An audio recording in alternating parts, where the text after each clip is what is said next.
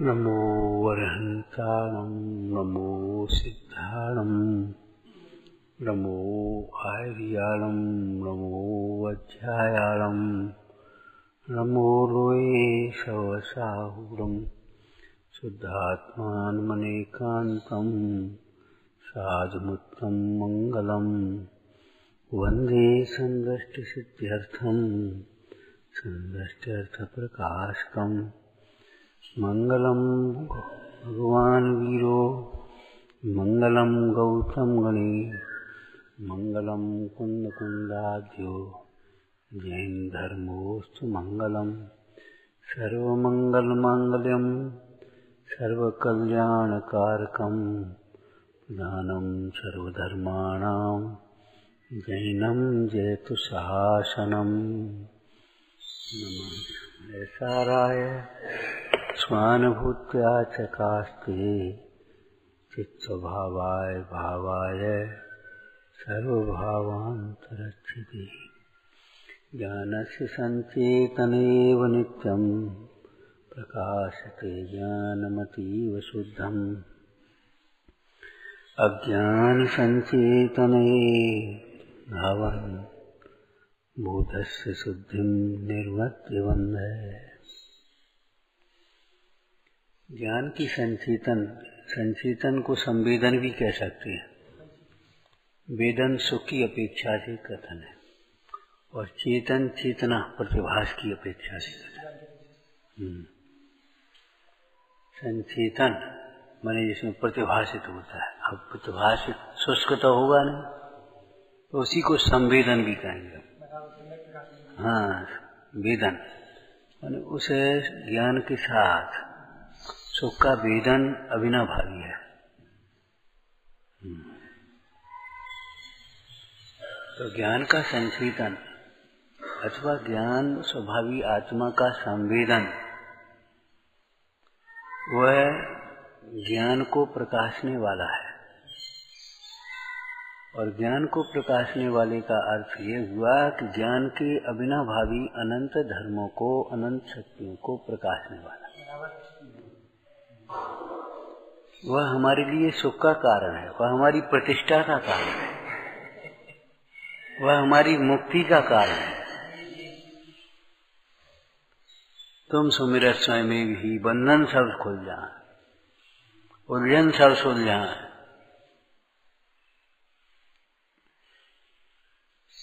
ये व्यवहार नैतिक कथन है। परमार्थ क्या होगा इसमें? आपके समान अपने शुद्धात्म स्वरूप का अनुभवन करने से समस्त बंधनों का नाश होता है।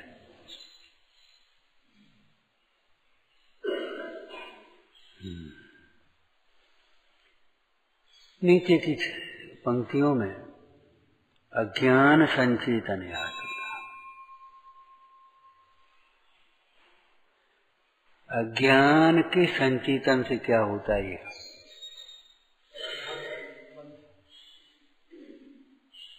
ज्ञान की शुद्धि को रोकता हुआ, अथवा तो ज्ञान को रोकता हुआ, सम्यक ज्ञान को रोकता हुआ बंद दौड़ता है। जैसे कोई आदमी आ रहा हो तो एकदम दौड़ करके जाकर के रोक दी, रुक जाओ। ऐसी ही हमारी कथाएं अज्ञान संचेतना, अज्ञान के साथ अभिन्न होकर, संचेतन का मतलब अज्ञान के साथ, ज्ञान रहित पदार्थों के साथ, शरीर के साथ, भोगों के साथ, परिग्रह के साथ अभिन्न होकर के ये मैं हूं, ये मेरे हैं, ऐसा समझना, ये तुरंत ज्ञान को रोकता है।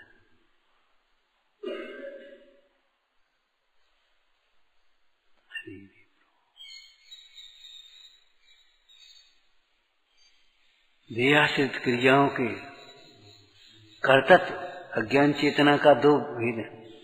एक कर्म चेतना, एक कर्म फल चेतना है ना। संचेतन तो वो अभिन्नता के अर्थ में ले लेना चाहिए। अज्ञान संचेतन का मतलब कोई अच्छी चीज है सम्यक चेतना ऐसी नहीं लेना चाहिए। अज्ञान के साथ अभिन्न होकर, ज्ञान रहित पदार्थों के साथ, भिन्न पदार्थों के साथ, अथवा तो कर्म और कर्म फलों के साथ अभिन्न होकर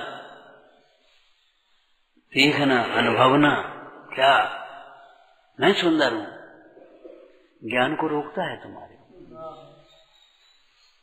मैं धनी हूं, ज्ञान को रोकता है। ये मेरे बाल बच्चे हैं, ये हमारा परीक्षा है, ज्ञान को रोकता है। ये हमारी ताकत है, ये ज्ञान को रोकता है। ये हमारी वाणी है, मैं कितना सुंदर बोलता। फिर मैंने बोलती बंद कर दी। मैंने भी खुद, अरे रे प्रभु, तेरी किसी दिन बोलती न बंद हो जाए।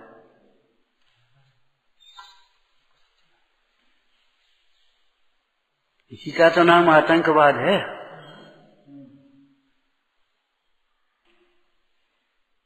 आतंकवाद क्या है? भयभीत करके सामने वाले को बोलना बंद कर दिया, कुछ कह ही नहीं पाएगा। बस अपने मस्त अपना जीवन चालू।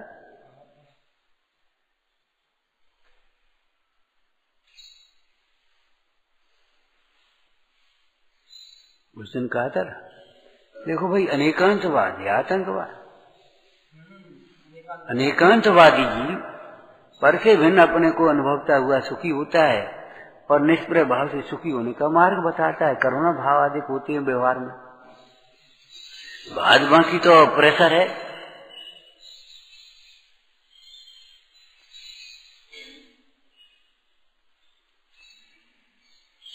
मोह की जड़ें बहुत गहरी हैं, बहुत गहरी हैं। खोद खोद करके निकालोगे तब निकल पाएंगे।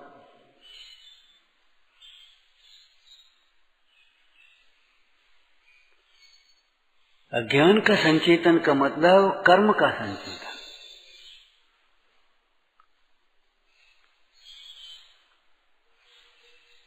सामान्य भाषा में कर्म को करूं करूं ऐसा कर्म चेतना है कहा गया, और कर्म फल को भोक्ता चेतना।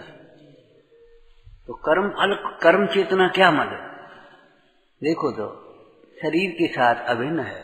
मुझे अपना काम करना है, तो भैया जी काम कर लो। अब हमें नहाना धोना है, अब हमें रोटी खाना है, अब हमें आराम करना है। क्या शरीर के साथ अभिन्न होकर के शरीर के कार्यों में अपना काम। हरि हरि प्रभु, हमें क्या मतलब?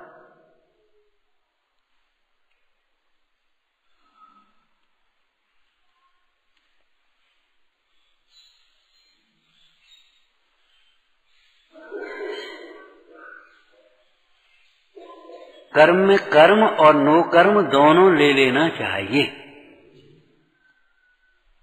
कर्म और नो कर्म दोनों ले लेना चाहिए। कर्म फल चेतना, वो कर्म चेतना का मतलब क्या करें? हमारे पाप का उदय, हमारे पाप का उदय, हमारे पाप का उदय।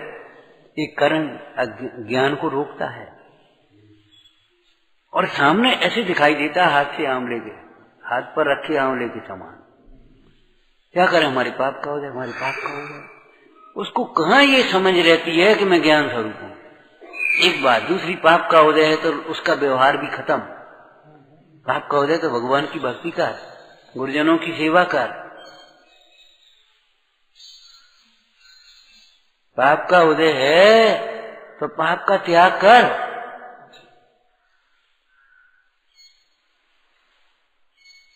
अरे रे, वह जीव महापापी है जो पाप के उदय का रोना रोता है और पाप नहीं छोड़ता है।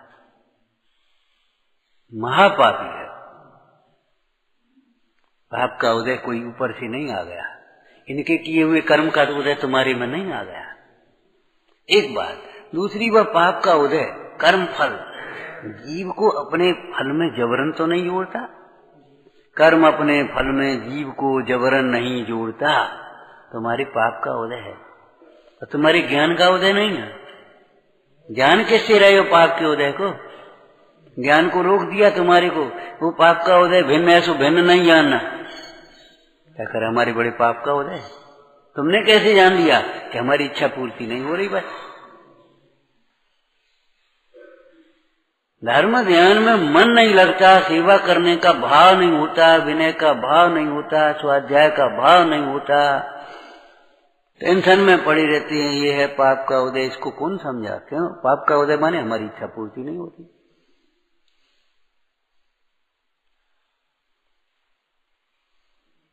पाप के उदय में कौन सा उदय प्रधान कहा था? मोह का उदय सबसे बड़ा पाप है। मोहनी कर्म, स्वाध्याय में मन नहीं लगता, ये पाप का उदय है। कर्म डसो जब जानिए जिनवाणी न सुहा, सर्प डसो जब जानिए रुचिकर नीम चवाए, माने भोगों में रुचि लगती है और धर्म में रुचि नहीं लगती।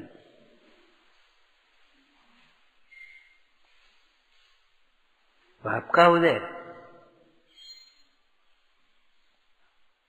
हमने गांव की माँ की भाषा में बोला था, बेटा अभी पाप का उदय है नहीं, अभी तो शरीर में कोई रोग नहीं है, जवानी है, रहने को जगह है, खाने को रोटी है, पहनने को कपड़े, 4 आदमी सुख दुख की पूछने वाले अगल बगल हैं। पाप का उदय तो आएगा जो आप देव सास गुरु की विराधना कर रहे हो। ये माँ की भाषा है और हर आदमी नहीं बोल सकता। जब वो उद्दंडता को बार बार करने पर, रोकने पर भी नहीं रुकता और जरा चोट लग करके रोता हुआ आता है, तब माँ कहती है अबे लगी नहीं है, अबे तो लगेगी हाथ, अबे हाथ पांव टूटेंगे तब तो पड़ेगी। तुमसे कितनी बार कहते धीरे चलो, देख करके चलो, अबे नहीं पता, अबे नहीं जुंग में पता पड़ती तुम्हें। ये बता अभी पाप का उदय क्या है? आंखें हैं और भगवान है मिले दर्शन करने के लिए, कान है, कान से सुनाई दे रहा और जनमानी मिली है। पाप का उदय तो ये है सुनाई नहीं दे रहा, ऐसे सुन रहे तो सुनाई नहीं दे, क्या करें? ऐसे देख रहे पास में जाकर के तो दिखाई नहीं दे जनमानी, शोधन नहीं कर सकते भोजन का, मार्ग का शोधन नहीं कर पाएंगे, धरी चीज नहीं ढूंढ पा रहे, दिखाई नहीं देती। अभी तुम्हारा क्या पाप का उदय है? ये मोह की पराकाष्ठा है। जैसे स्वस्थ शरीर है, पहनने को कपड़े हैं, खाने को रोटी मिल रही है, कोई प्रकार की चिंता वैसी नहीं है भजन के कल का होगो।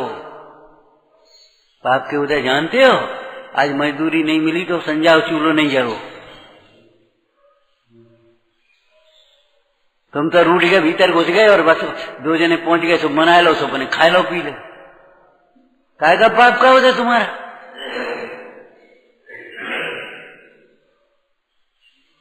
जैसे हड़ताल पे बैठ गए, पीछे से सब तनख्वाह मिल गई, बहाल हो गए, नुकसान तो सरकार का हुआ।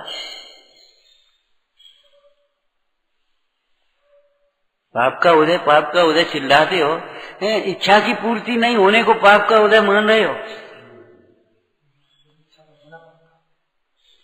इच्छाएं उत्पन्न होती हैं, ये पाप का उदय है। एक में एक होकर के उसमें क्या करें? हमारी बड़ी पाप का उदय, हमारे ही पाप का उदय, हमारे ही पाप का उदय, क्या करें? समझ में नहीं आता। अरे जब तुम्हें निदान हो गया, समझ में आ गई पाप का उदय, तो पाप छोड़ो ना। लेकिन तुम्हें पाप लगता नहीं है। जिनवाणी की अवज्ञा करना पाप है, पाप है।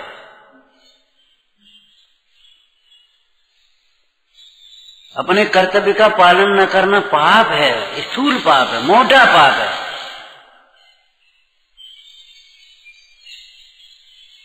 तुम्हारे पास समय है, शक्ति है, बुद्धि है, इधर उधर टहल रहे हो, बैठे हो, पूजा नहीं करे, स्वाध्याय नहीं करे, पाप है।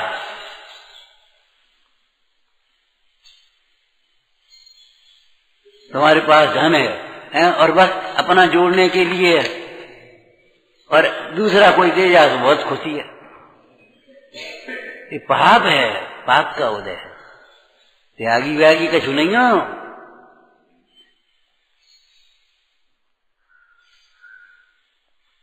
काहे के त्यागी? पाप के त्यागी को त्यागी कहते हैं। व्यवहार में ऐसे, अनिश्चय ऐसे पुण्य पाप के त्यागी को त्यागी कहते हैं।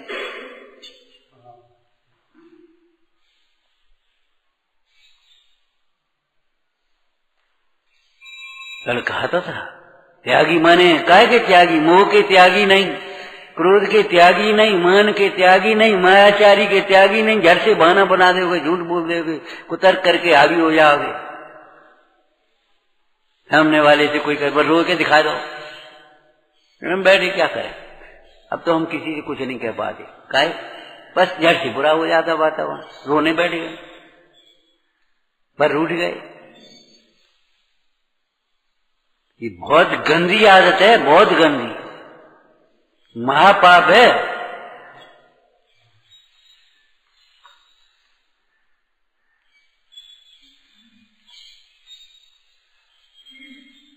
जैसे तुम अपनी मिथ्या प्रशंसा सुनने में खुश होते हो, कम से कम दोषों को, कमियों को सुनने में कम से कम सहनशील करना, सुन तो सको, कम से कम उस पर विचार करके दूर कर सका, तब तुम्हारी पात्रता बनेगी। इस प्रकार की प्रवृत्तियों से आप लिख लेना, मोक्ष मार्ग तो प्रारंभ नहीं होगा, लौकिक जीवन भी महा कष्टमय हो जाएगा, अंतिम जीवन कष्टमय होगा।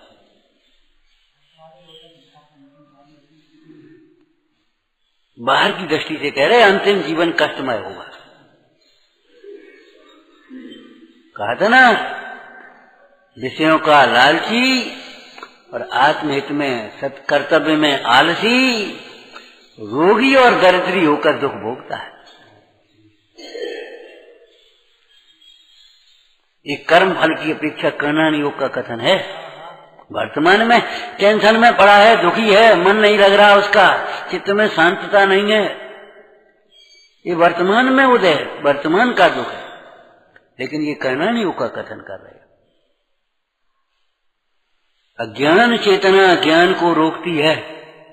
क्यों? दो संचेतन ये होंगे, यही संचेतन भी होगा, शरीर में हूं और ये भी संचेतन होगा मैं आत्मा हूं, तो वो रुक गया कि नहीं रुक गया? जब ये संचेतन होता है कि मैं शरीर हूं, मैं कुछ समझता हूं, तो तुम्हारा मैं अज्ञान, ये अज्ञान का ज्ञान नहीं हुआ तुम्हें, पर्याय में बरतने वाले अज्ञान का ज्ञान नहीं है, और स्वभाव में बरतने वाले सहज ज्ञान का ज्ञान नहीं है। बोलो, शुद्ध ज्ञान तो ये है, स्व को स्व जाने, पर को पर जाने, ध्रुव को ध्रुव जाने, परिणति को परिणति जाने, उपाधि को उपाधि जाने, हे को हे जाने, गुण को गुण जाने, दोष को दोष जाने, पाप को पाप जाने, पुण्य को पुण्य जाने, धर्म को धर्म जाने। ये है शुद्ध ज्ञान।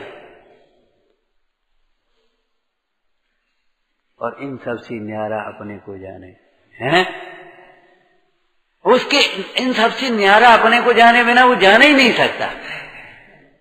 अभी समझ में नहीं आ रही पुण्य किसका नाम है। दो चार क्रियाएं कर ली तो लगने लगा हम बहुत पुण्य कर रहे हैं। पुण्य है, पुण्य बर्बाद कर रहे हैं। पुण्य पाप परिणाम से होता है, उसमें अभिप्राय की निर्मलता रहती।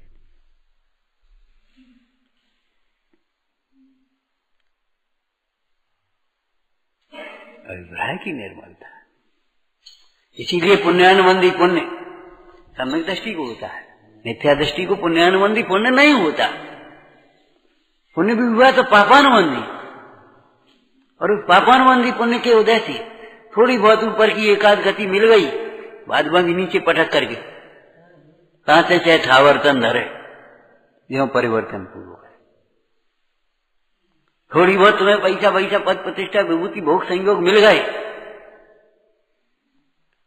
बाद बाकी फिर खत्म। यह है पाप का, पापानुबंधी पुण्य का काम। पुण्यानुबंधी पुण्य तो ऊपर चढ़ेगा, पवित्रता की ओर ले जाएगा।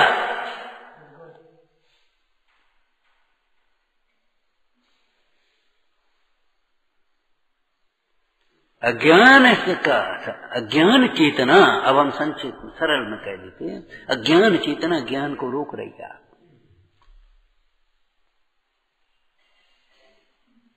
भाई जब तुम इसको अपना मान रहे हो तो आत्मा अपना भाषित ही नहीं होगा। टूटमल जी ने एक तरह का आपका एक्सरा खींच दिया, क्या मानो किसी और से और को भिन्न बताता। आत्मा की चर्चा चलती है, ऐसा लगता है किसी और की बात है। पाप दुखमय हैं, इसका उत्तम पुरुष में ट्रांसलेशन करना, अनुवाद कर दो, पाप दुखमय है, मेरे पाप मेरे लिए दुखमय है। और फिर इसका होमवर्क करो। मेरा प्रमाद मेरे लिए दुखमय है, मेरा क्रोध मेरे लिए दुखमय है, मेरा अभिमान मेरे लिए दुखमय है, मेरी मायाचारी, मेरी बहानेबाजी मेरे लिए दुखमय है, मेरी लोभ कंजूसी मेरे लिए दुखमय है। भिक्षुक नहीं मांगते घर घर देवे ज्ञान, देव देव हे सत्पुरुष नहीं दिया मन जान।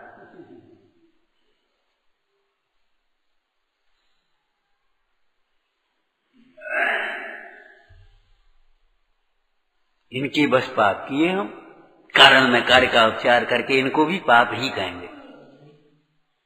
समझ में आए ना?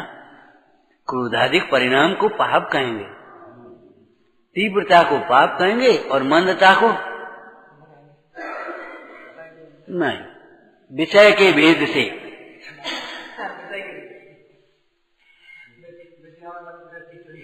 विषयों में मंद प्रवृत्ति है, शरीर के प्रति मंद राग भी है, तो अभी वो पाप है। शरीर को के प्रति जो राग है वह संयम के लिए है, तब पुण्य है। आपको भोजन में जो मिल गया सोई अपने खा लिया, कुछ नहीं कहा और मन भी खराब नहीं किया, बड़ी शांति से, बड़े प्रेम से, कोई बात नहीं भैया आज वो सब्जी तो खत्म हो गई, कोई बात नहीं, आराम से खा लिया। मंद पाप है,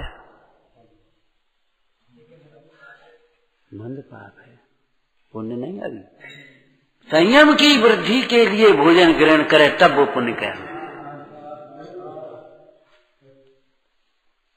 एक प्रशस्त निदान होता है, आप जानते होंगे, 4 प्रकार के ध्यानों में निदान नाम का ध्यान है, 8 ध्यान में। उसमें एक प्रशस्त निदान, अप्रशस्त निदान भेद कीजिए। प्रशस्त निदान किसको कहेंगे? हमको ऐसा संगठन मिला कि खूब हम निर्गम दीक्षा लेकर के धर्म साधन करें, तो शरीर के संगठन का की वांछा है, लेकिन वो प्रशस्त वांछा।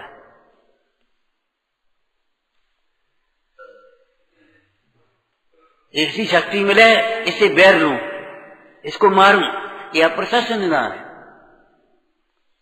हमारे पास पैसा हो जाए तो ऐसी हम ऐसा काम करें, ऐसा काम करें, पाप बाप। और हमारे पास पैसा हो, अरे क्या करें, एक मंदिर बनवाना है, बड़ी भावना है, पैसा हो जाए, अब की एक शिविर लगाना है, पैसा हो जाए, नहीं बच जाए, कौन से देखो आ जाए, शिविर लगाना, ये है पुण्यवा।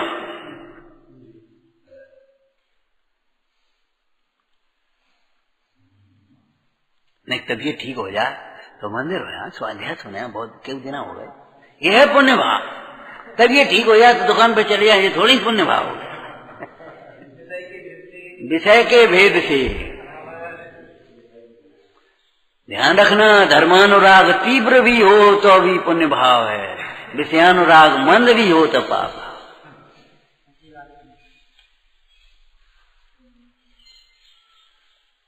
लेकिन तीव्र कथाओं में सामान्य रूप से का कथन है कि धर्मानुराग होता नहीं, विषय कथाएं संबंधी तीव्र, विषय संबंधी तीव्र कथाएं, इसलिए उसको मंद कथा को पुण्य कह दिया, तीव्र कथा को पाप कह दिया। लेकिन ध्यान रखना, तीव्र और मंद का भेद नहीं लेना, विषय के भेद से।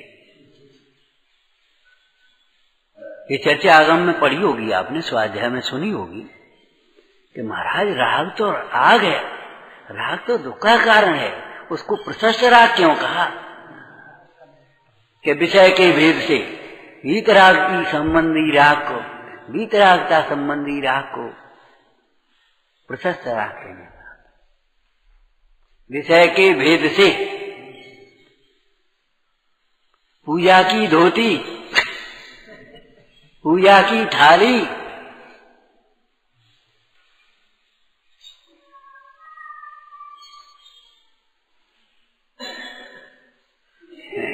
तुम्हारे घरों की भाषा में उपास को है, उपास को घी,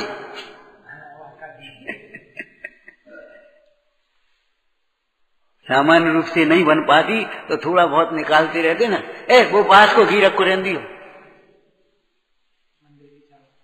मंदिर के चावल, दान का धन, उस दिन वो कहाँ गया, वो राजेश नहीं आया, निर्माल पूछ रहा था, निर्माल ने कहा चढ़ी हुई द्रव्य तो निर्माल है ही, लेकिन जो अपनी आगम में कही हुई दान की वस्तु है वह भी निर्माल है। आपको 10वां हिस्सा दान में निकालना चाहिए, नहीं निकालते तो निर्माल भक्षण का दोष है।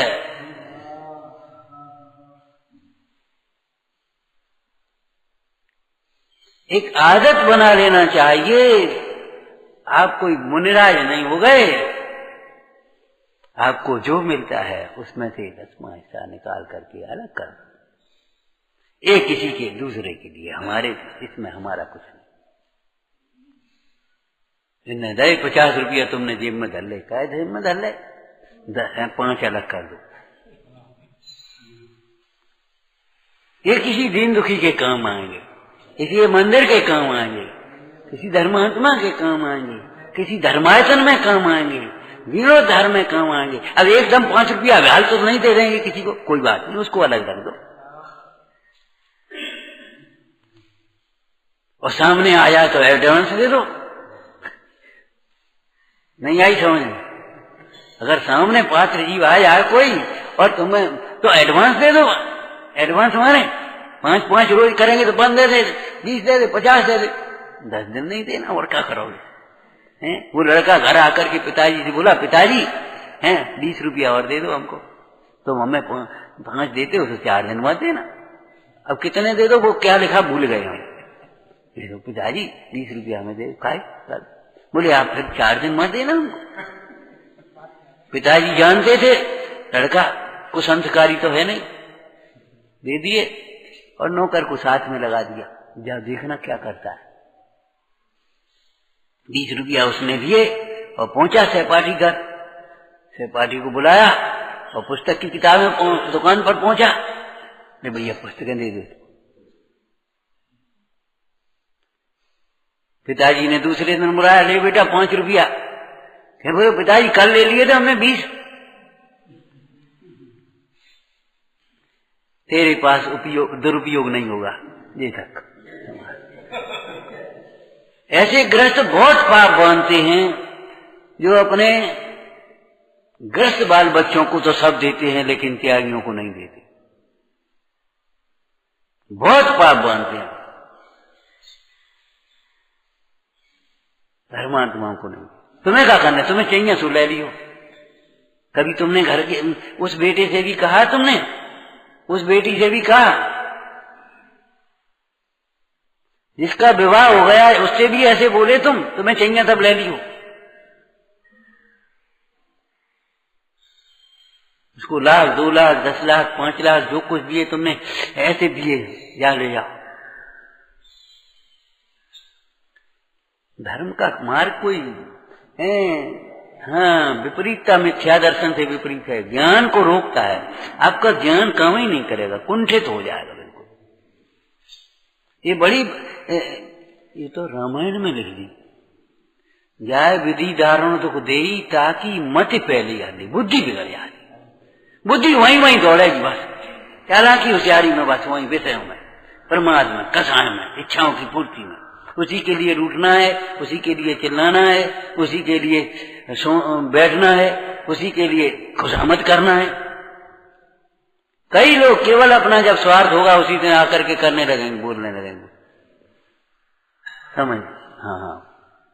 और साहब आप आए और आप आओ लग जाएंगे तुम्हारे पीछे। क्यों? सोच लिया ये आए ना तो कछु इनसे नहीं रो। निर्वांछक वात्सल्य, निर्वांछक साधना, निर्वांछक आराधना। धर्म में वांछा नहीं होती और जहां विषयों की वांछा है वहां धर्म नहीं होता।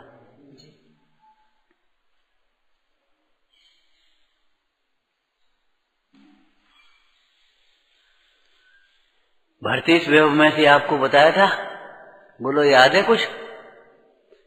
जैसे शीलवती नारी पति भुक्त भोजन को ग्रहण करती है, वो भूल गए, पति भुक्त शेष,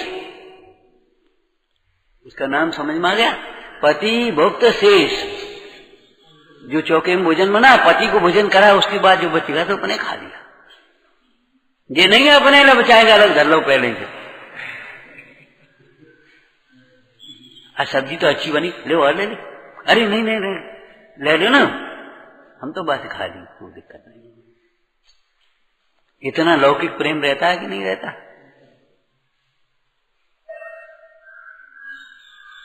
ऐसे ही जो श्रावक है वह मुनि भुक्त शेष आहार को ग्रहण करता है।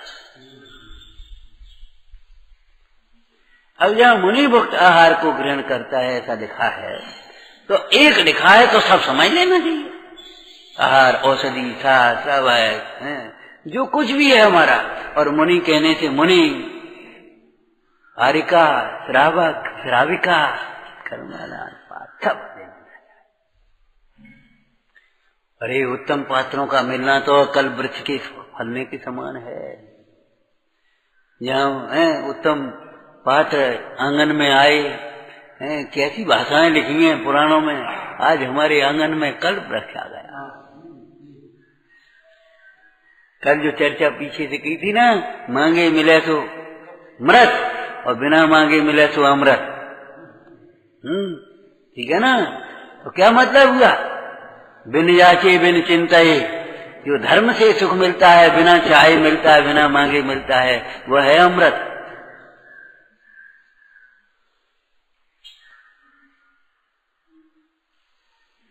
बाद बाकी तो मरता ही है, छत है, मृत है।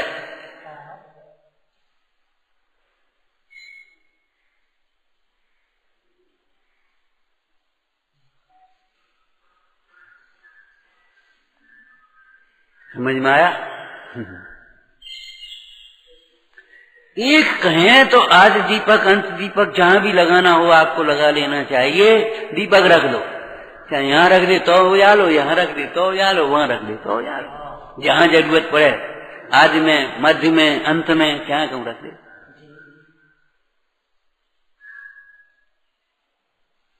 ऐसे ही जहां कथन किए जाते हैं आगम में, एक कथन किया जहां सर्व कथन समझ लेना चाहिए। और एक चर्चा सुना दें, अपने को भी भोजन ऐसे देना चाहिए जैसे दान दे रहे हो अपने को। काहे के लिए? ए शरीर तू ग्रहण कर, मेरे संयम में सहायो। भारतीय स्वयं की ये चर्चाएं हैं।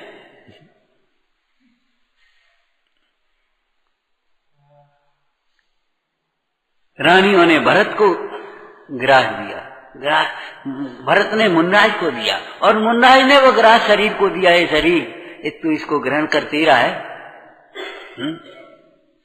क्यों भाई? विचार करो।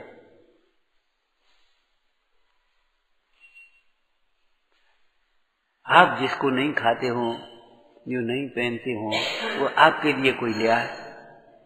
पंडित जी आपके लिए काजू ले आए, भैया हम तो खाते नहीं। अब ले आए हैं, बड़ी भावना से लाए।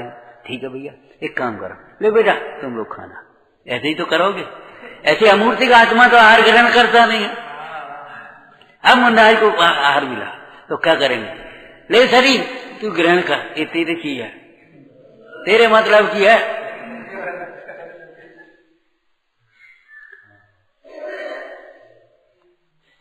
तेरे मतलब की है। मैं तो ग्रहण करने की ताकत ही नहीं। अमूर्तिक आत्मा कैसे आहार को, मूर्तिक आहार को कैसे ग्रहण करेगा?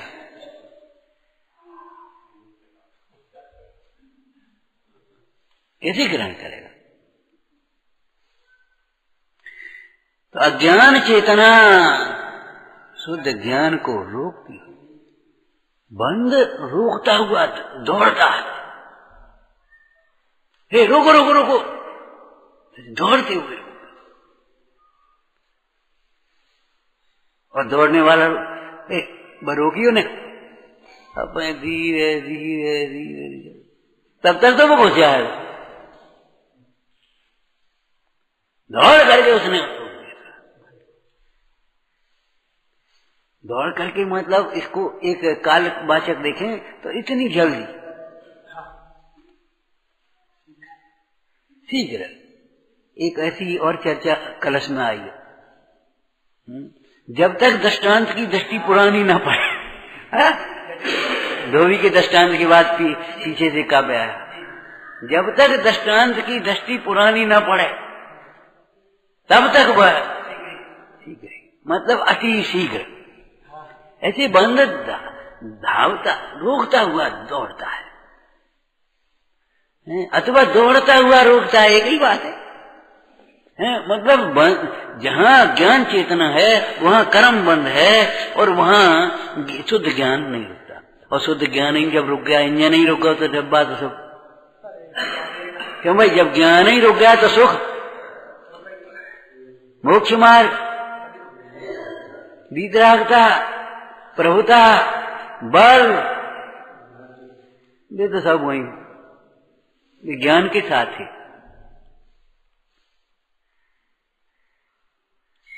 लक्ष्मी पुण्य की चेरी अलौकिक में कहते हैं ना, है दूसरा कथन बोलो, आत्मिक लक्ष्मी समता की अनुयायिनी है।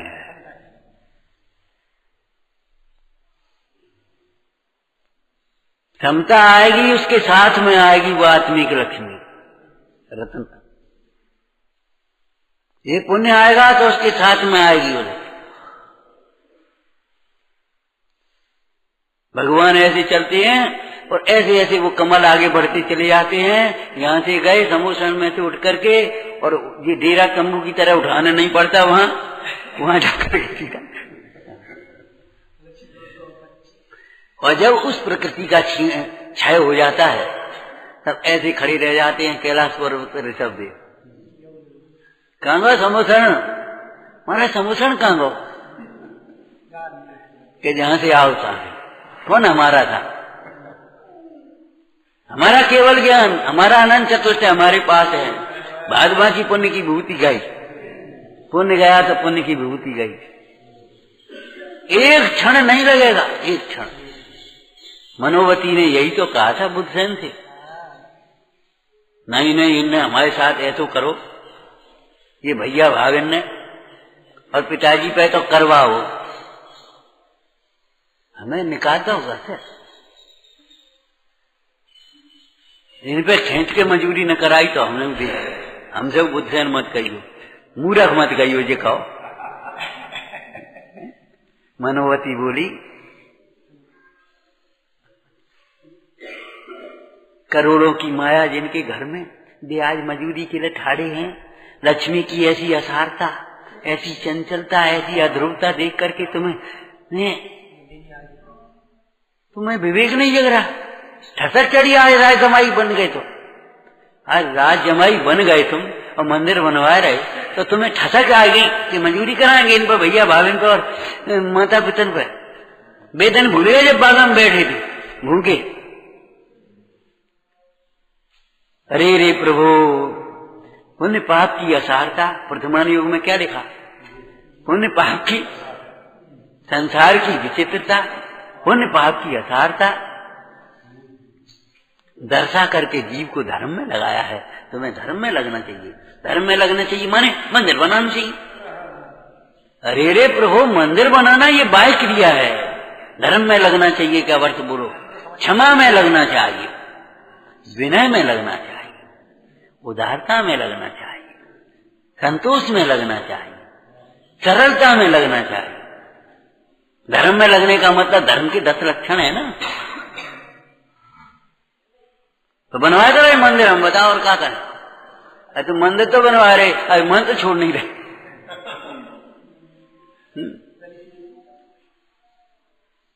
तुम्हें तो बदले की भावना है, अभी तुम्हारी दृष्टि नहीं बदली। दृष्टि बदल जाती है तो बदले की भावना नहीं रहती। जाने हमारे संग में ऐसो करो, अरे इसने नहीं किया भैया, तुम्हारे कर्म के काल उदय के कारण उस समय वैसा हुआ है, अब वो कर्म चल गया और वो उसकी भी वो पर्याय बदल गई, तुम्हारी वो पर्याय बदल गई। काऊ ने काऊ के संग नहीं करो, वो पर्याय गई, स्वच्छंद होने के लिए नहीं, समता के लिए वो पर्याय गई। काऊ ने काऊ के लिए नहीं करो, एक बात। दूसरी बात, इसने तुम्हारे साथ ऐसा किया है तो तुम के, वो कैसा आदमी के बुरा, तो बुरे ने तुम्हारे संग बुरो करो, तो तुम कैसे भले, तो भलो करो, बुराई का बदला भलाई से दे लो।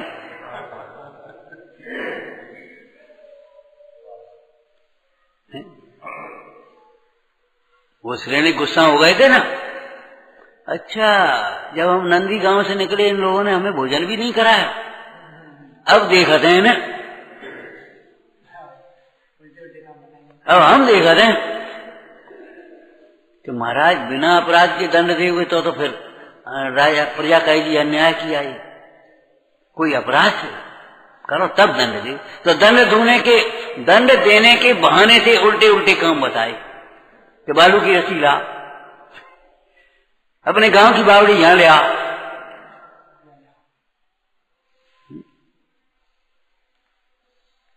घड़े में कुमड़ा ला, हाथी की तौल करो। अब बता, ये कोई काम थे? ना अभय कुमार हो तो प्राण चले गए थे जाने के।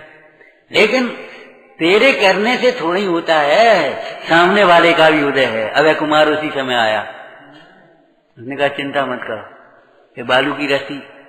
तो महाराज तैयार जो आज्ञा आपकी, लेकिन हमने देखी नहीं, नमूना के लिए दे दे। आप तो आपको भंडार भरो, नमूना के लिए दे दे, वैसी बना दी हम आपको।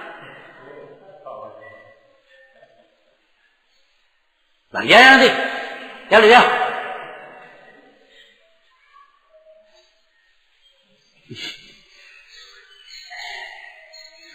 आधी रात को हल्ला कर दो, गाड़ी बैल और हल्ला। महाराज बाबड़ी ले आए हैं, कहाँ रखे दें? और गांधी में कहे अरे कहाँ रख दें, जा जहां से लाए वहीं ले जा, रख दे, खत्म हो गई बात।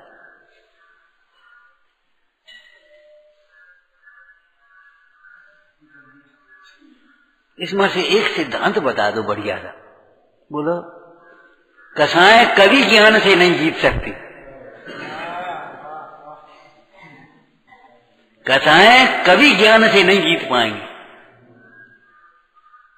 ज्ञान ही कसायों का नाश करेगा, समूल नाश करेगा। कसाएं बिल कितना ही नाश करें तो भी ज्ञान का समूल नाश नहीं कर सकते।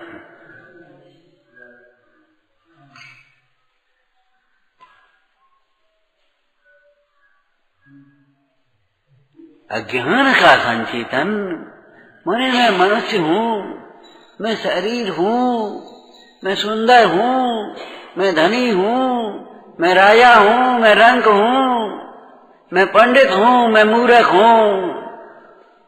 क्या है अज्ञान से चिंतन? ये ज्ञान का रोकता है। कौन से ज्ञान को रोक दिया इसने? मेरो तो है उपयोग रूप, बिन मूरत चिन्ह मूरत अनूप। उदगर नव धर्म अधर्म काल, इन ते न्यारी मेरी सुचार। पाप दुख का कारण है, इतना मत पढ़ना, आगे पढ़ना। क्या मेरे पाप ही मेरे लिए दुख के कारण हैं, और ये वर्तमान के जो मेरे पाप हैं वो या मुद्रा पाया दर्शनम, वर्तमान में दुख के कारण, आगामी दुख के निमित्त होंगे। पाप किसी को कहीं कभी किंचित भी सुख के कारण नहीं हुए।